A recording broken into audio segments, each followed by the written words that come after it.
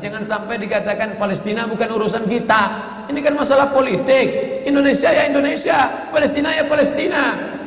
Antum tidak mengerti masalah dunia. Palestina adalah masalah umat Islam. Subhanalladzi asra bi'abdihi. Maha suci Allah yang sudah memperjalankan hambanya minal masjidil haram, dari masjidil haram ilal masjidil aqsa, masjidil aqsa, masjidil aqsa Palestina.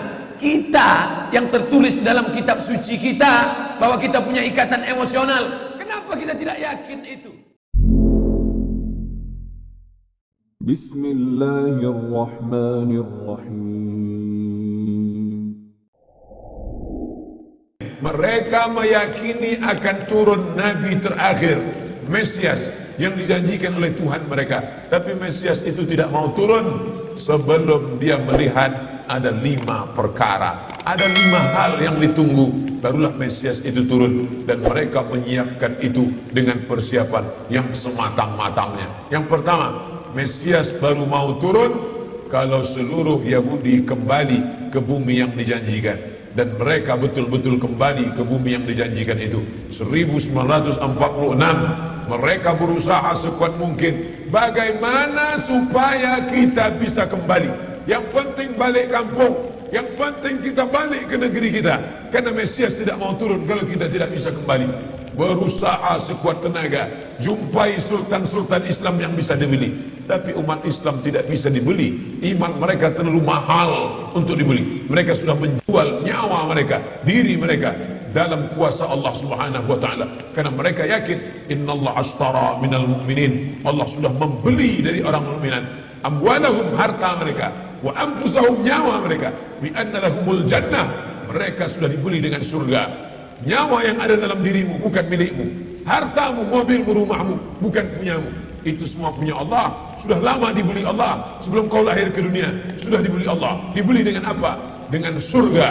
Barang yang sudah dijual tidak boleh dijual 2 kali. Diri yang sudah dijual kepada Allah, harta yang sudah dijual kepada Allah, maka tidak boleh dijual lagi kepada manusia. Raja-raja, sultan-sultan Islam tidak mau menjual. Tapi mereka licik. Mereka gunakan anak bangsa umat Islam yang kulitnya sama dengan kita, yang wajahnya sama dengan kita, yang bahasanya sama dengan kita. Mustafa Kemal Atatürk bukan orang Yahudi, bukan orang kafir, orang Islam. Bahasanya bahasa Turki, wajahnya wajah Turki. Tapi dia yang menggulingkan Kesultanan Turki. 1924 berakhir khilafah Islamiyah, lemah umat Islam. Di saat itulah mereka mengambil, mencaplok, lalu kemudian akhirnya mereka kembali beramai-ramai. Mengapa mereka kembali ke tanah yang tandus ini? Bukankah mereka sudah hidup nyaman, enak di Eropa, Inggris, Prancis, Belanda, Jerman? Hampir di setiap negeri ini ada Yahudi. Kenapa mereka mesti kembali? Karena mereka meyakini ini adalah tanah yang dijanjikan oleh Tuhan. Mereka menyebut nenek moyang mereka itu Israel. Isra artinya hamba, El Tuhan. Israel hamba Tuhan, hamba pilihan Tuhan. Tapi Israel punya makna lain. Isra musari, El lillah. Israel musari lillah. Orang yang pernah bergulat dengan Tuhan. Kata mereka, nenek moyang kami itu hebat. Kita mengatakan nenek moyang orang Melayu hebat. Nenek moyang orang Makassar hebat, bisa mengendarai samudra yang luas, bisa diseberanginya dengan perahu pinisi. Nenek moyang orang Minangkabau hebat. Kami para perantau hanya sebatas itu saja. Mereka di atas itu lagi. Nenek moyang kami hebat. Apa hebatnya? Pernah bergulat dengan Tuhan dan Tuhan kalah. Tuhan kalah ketika bergulat dengan nenek moyang kami. Dan akhirnya ketika Tuhan kalah, lalu Tuhan pun memberikan hadiah. Hai Israel, aku kalah bergulat dengan engkau, maka sebagai kompensasinya aku berikan kepada engkau inilah tanah. Itulah dia tanah Palestina. Dan mereka meyakini itu setengah mati. Ustadz ngomong begini sumbernya dari mana? Judul bukunya Ad-Diyanah Al-Yahudiyah, Tarikh Ad-Diyanah Al-Yahudiyah, sejarah agama Yahudi, ditulis oleh seorang penulis ulama besar Mesir, pakar Yahudi, penerjemah Abdul Somad. Kebetulan saya menerjemahnya tahun 2009, sampulnya warna hitam. bagi jamaah yang ada di Jakarta, harap segera cari buku ini, yaitu diterbitkan oleh Pustaka Al-Kautsar Jakarta. Artinya mereka dengan keyakinan yang penuh, kami adalah hamba-hamba bangsa-bangsa pilihan Tuhan. Itulah mengapa mereka ramai-ramai. Orang berpikir heran, apa yang mereka kejar ke Palestina? Andai ada orang ingin merebut Irak, masuk akal. Merebut Irak karena banyak sumur-sumur minyak. Andai ada mau ekspansi ke Kuwait, masuk akal. Karena sumur minyak di Kuwait banyak. Kenapa kembali ke Palestina? Ada apa? Tanah yang tandus, tanah yang kering kerontang. Mereka ingin membuat sebuah negara dengan keyakinan akan turun Mesias, sang juru selamat yang dijanjikan oleh Tuhan, dengan syarat orang-orang Yahudi mesti kembali ke negeri yang dijanjikan Tuhan. Yang kedua, Mesias sedang menunggu. Mesias melihat ke bawah. Kalau dia tengok di bawah masih banyak gurun pasir, dia tidak mau turun. Dia ingin melihat hijau. Kalau sudah dibentang karpet hijau, baru dia turun ke bawah. Maka yang dimaksud dengan hijau itu adalah ditanami tanaman-tanaman hijau, penghijauan yang luar biasa. Dan ketika Israel masuk ke Palestina, mereka ambil tanah itu, mereka hancurkan rumah orang Islam, mereka buat tembok panjang. Penjara terbesar dan terpanjang di dunia adalah Palestina. Mereka kurung orang Palestina. Mereka buat tembok beton yang tinggi, panjangnya 700 km lebih. Dari Pekanbaru kita lihat, Anda menuju Medan Sumatera Utara 600 km. Mereka membuat tembok tinggi 700 km.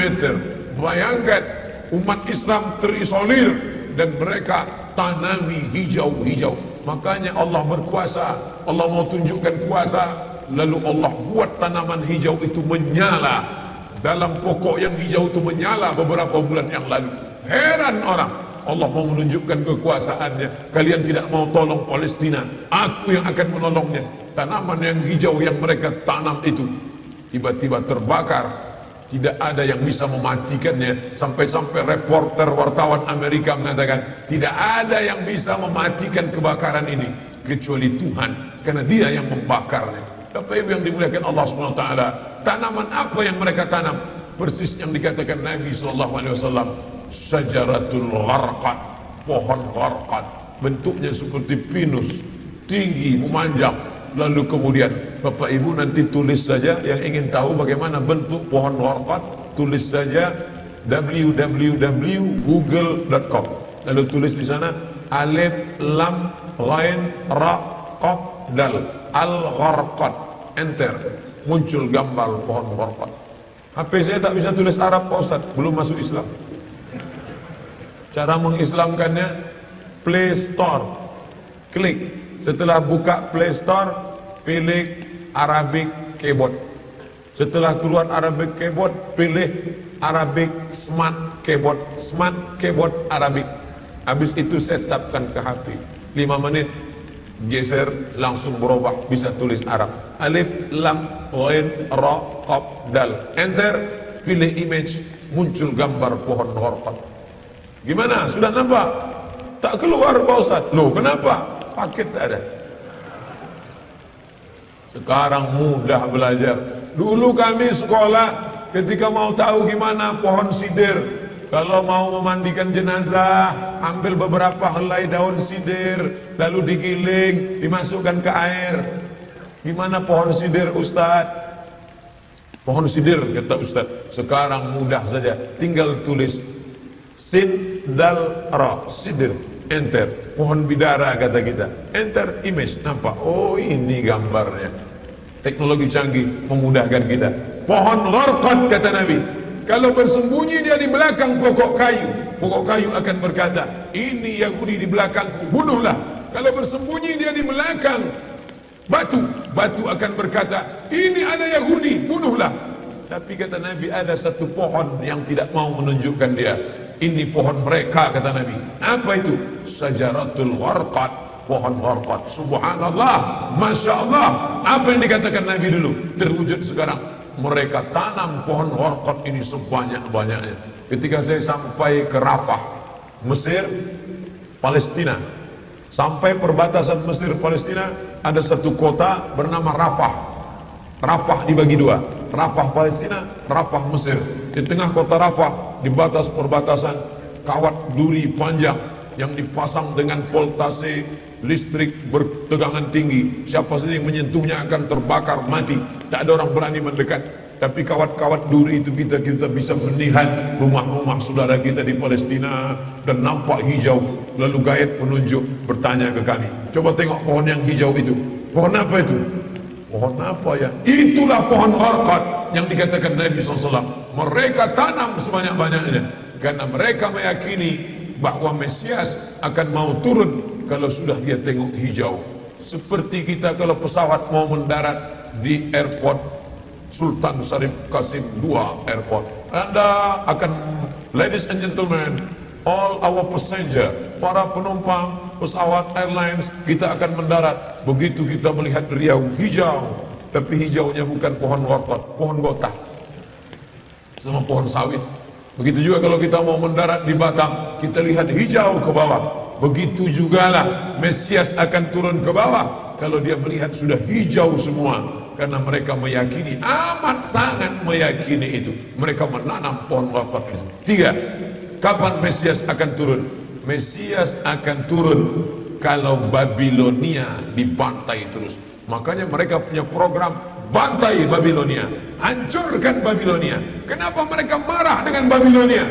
Karena Raja Babilonia pernah menghancurkan kekuasaan mereka. Raja Babilonia yang mereka maksud adalah Nebukadnezar. Nebukadnezar Raja Babilonia menghancurkan kerajaan nenek moyang mereka. Mereka punya dendam kesumat yang luar biasa. Salah satu sifat Yahudi, dendam kesumat yang tak pernah mati. Walaupun sudah terjadi ratusan tahun, ribuan tahun lalu, tetap anak cucunya sekarang dendam. Hantam Babilonia, hantam Babilonia. Karena Babilonia negerinya Nebukadnezar, anak cucunya mesti dihancurkan. Mana Babilonia itu? Babilonia adalah Irak. Makanya setiap naik presiden Amerika yang didukung oleh Yahudi, mereka akan membantai Babilonia, Irak. George Bush naik, apa yang dilakukan George Bush? Membantai Irak. George Bush Junior, anak George Bush naik, apa yang dilakukan George Bush Junior? Membantai Irak. Naik Obama, apa yang dilakukan Obama? Membantai Irak. Kenapa yang sekarang ini, siapa namanya? Donald Trump, payah ingat nama orang kafir. Kenapa Donald Trump tak membantai Irak? Karena Irak sudah hancur babak belur, tak perlu lagi dibantai. Sumur-sumur minyaknya sudah punya kita. Negeri itu sudah menjadi negeri boneka, hancur lebur. Saddam Hussein barulah orang paham. Dulu kita terikut-ikut dengan kata-kata mereka di Reuter. Saddam Hussein raja yang zalim, Saddam Hussein orang yang jahat, Saddam Hussein. Tapi begitu Saddam Hussein digantung, apa kata dia di tiang gantungan? Allahu Akbar, patah lehernya, mati Saddam Hussein, meninggal dunia. Sekarang orang baru sadar, ternyata Saddam Hussein menyelamatkan negeri itu daripada orang-orang yang jahat. Sekarang apa yang terjadi? Saudara kita yang beberapa bulan bersama kita di Masjid Raya Senapelan, kalau Bapak ingat, ayahnya, anaknya, ibunya, adik-adiknya tak sanggup lagi tinggal di Baghdad. Kenapa? Kami dibantai oleh Syiah, kami dibantai oleh Amerika, kami sampai lari mendapatkan suaka politik. Sampai hari ini masih ada sebagiannya tinggal yang Sunni, yang Syiah dengan berbagai macamnya. Apa maknanya? Mereka membantai Babilonia. Lalu orang mengatakan ini kan ekspansi politik, ini kan karena sumur minyak. Ada betulnya, tapi lebih daripada itu adalah mereka memiliki keyakinan yang luar biasa bahwa Mesias akan datang kalau Babilonia dihancurkan. Ustadz baca analisa ini dari mana?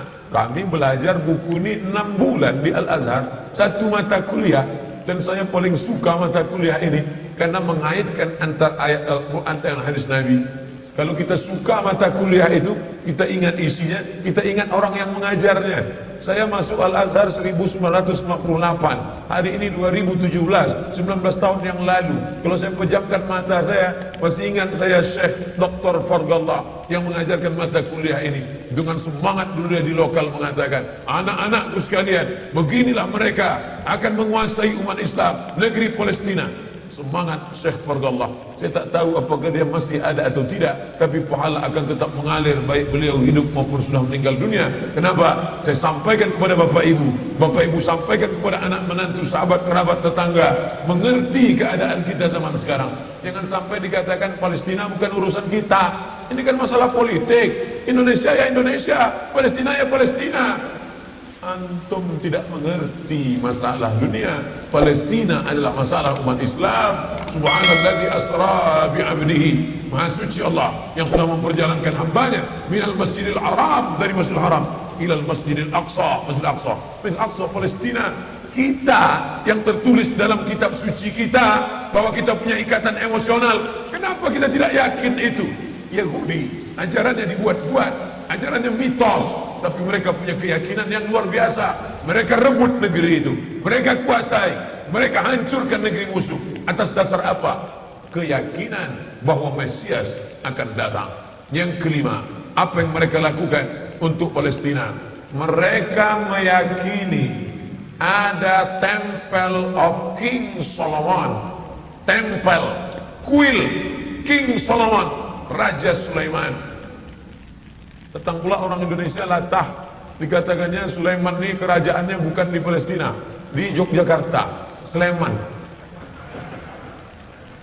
Kata dia, King Solomon itu punya tempel kuil, dan Temple of King Solomon letaknya pas di bawah Al-Masjidil Aqsa.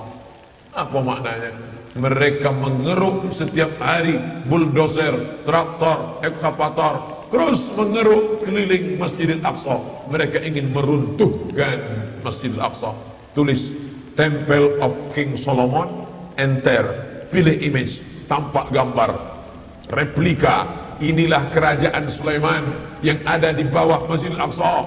Akan mereka naikkan. Mereka sudah bangunkan rumah kecil replikanya, seperti orang Riau membuat rumah replika, rumah Melayu Kampar, rumah Melayu Siak, rumah Melayu Bengkalis. Di mana rumah itu? Di Purna MTQ. Anak-anak kita kalau mau tahu bagaimana rumah Melayu Kampar, bagaimana rumah Melayu Siak, bagaimana rumah Melayu Pelalawan, pergi ke sana. Sebagiannya ada, sebagian tak ada, entah kemana perginya. Tapi mereka membuatkan itu. Inilah dia replika kerajaan Temple of King Solomon. Artinya apa? Mereka ingin menghancurkan Al-Masjidil Aqsa berkeping, sampai akhirnya disitulah nanti kemarahan umat Islam. Entah marah entah tidak, melihat gayanya tak marah.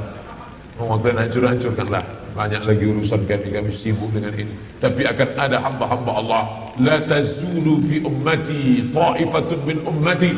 Akan tetap ada sekelompok umatku yang memperjuangkan agamaku, kata Allah Subhanahu wa ta'ala. Yang terakhir, yang kelima, akan turun Mesias. Kapan itu terjadi? Ketika terjadi perang besar. Sebetulnya dalam agama Islam sudah dituliskan yang dimaksud dengan Mesias itu siapa. Kata Imam Al-Hafiz Ibnu Hajar Al-Asqalani dalam Fathul Bari, yang dimaksud dengan yang dinanti-nanti mereka itu adalah Dajjal. Dajjal itulah sesungguhnya yang sedang mereka nanti. 70,000 Yahudi wara'ad Dajjal. Ada 70,000 Yahudi yang akan berada di belakang Dajjal ketika dia turun nanti. Makanya tiap hari, tiap petang kita berkata, Allahumma inni a'udzubika min adzabi jahannam wa min adzabil qabri wa min fitnatil mahya wal mamat wa min syarri fitnatil masihid Dajjal. Dajjal itulah yang sedang mereka tunggu. Dajjal itulah yang sedang mereka nanti-nantikan. Kita menantikan kedatangan, dia pun juga menantikan akan kedatangannya. Bedanya apa? Mereka meyakininya dengan semangat. Semangat mereka luar biasa. Mereka bangkit. Umat Islam percaya. Padahal tiap hari dia katakan sebelum salam, Allahumma inni a'udzubika min adzabi jahannam wa min adzabil qabri wa min fitnatil mahya wal mamat wa min syarri fitnatil masihid Dajjal. Tiap hari dikatakan, tiap hari diucapkan. Tapi dalam hati, betul tak Dajjal ini datang? entah iya entah tidak. Mereka yakin Dajjal akan datang, tapi mereka katakan itulah pemimpin kami, itulah Tuhan kami, itu adalah jelmaan daripada Tuhan kami, itu yang akan menghancurkan dunia, dia akan menjadi panutan kami. Kita berkata itu musuh kami, tapi kita pun ragu entah musuh entah tidak. Oleh sebab itu kita minta ampun kepada Allah atas kurangnya iman kita. Subuh ini kita bangkitkan semangat kita, tapi yang datang kepada, kenapa Allah tidak menolong? Katanya Allah itu maha kuasa. Cukup dia teriakkan saja, malaikatnya satu berteriak, pecah gendang telinga orang Yahudi, mati. Cukup dia tiupkan angin sejuk, terhirup, mati. Kenapa tidak dia matikan saja Yahudi itu? Datang Syekh Muhammad Jibril, Syekh Dr. Muhammad Jibril, Syekh Profesor Dr. Muhammad Jibril, dosen tafsir Al-Azhar. Kami undang, mahasiswa Indonesia mengundang di waktu di Mesir dulu kuliah. Lalu saya tanya, Assalamualaikum Syekh. Ya, kaum Ad binasa, kaum Samud binasa, kaum Midian binasa, kaum Iram binasa, kaum Fir'aun binasa. Kenapa Allah tidak membinasakan Israel ini? Senyum Syekh Muhammad Jibril. Apa kata dia? Ya beni, anakku, seandainya Allah membinasakan Israel ini, lalu apa yang tersisa untukmu? Ditunjuknya saya. Seandainya Allah membinasakan Israel ini, lalu apa yang tersisa untukmu? Terdiam saya.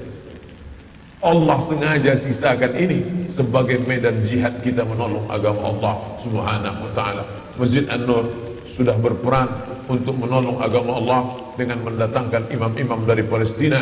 Mereka lah yang bercerita tentang keadaan ini. Kalau mereka yang bercerita, tentu Bapak Ibu lebih percaya, karena hidung mereka lebih mancung, jambangnya lebih tebal, dan mereka asli orang Palestina. Maka mereka datang. Maka sebelum Ustaz Somad mengakhiri tausiah 15 menit, tolong beri kesempatan. Maka kita ada waktu lebih kurang 20 menit. Syekh Abdurrahman yang di sana Abdurrahman Awaji dari Madinah, yang di sini Abdurrahman Syahin akan menjelaskan tentang Palestina ini. Itu yang dapat saya sampaikan subuh ini. Mudah-mudahan ada manfaatnya. Ini sampai penjelasan dari saya. Nanti Syekh Abdurrahman akan menjelaskan tentang Palestina. Lalu kemudian kita salat sunat Isyraq. Setelah itu tetap normal seperti biasa. Kita akan tanya jawab. Terima kasih. Mohon maaf segala kesilapan. Wassalamualaikum warahmatullahi wabarakatuh.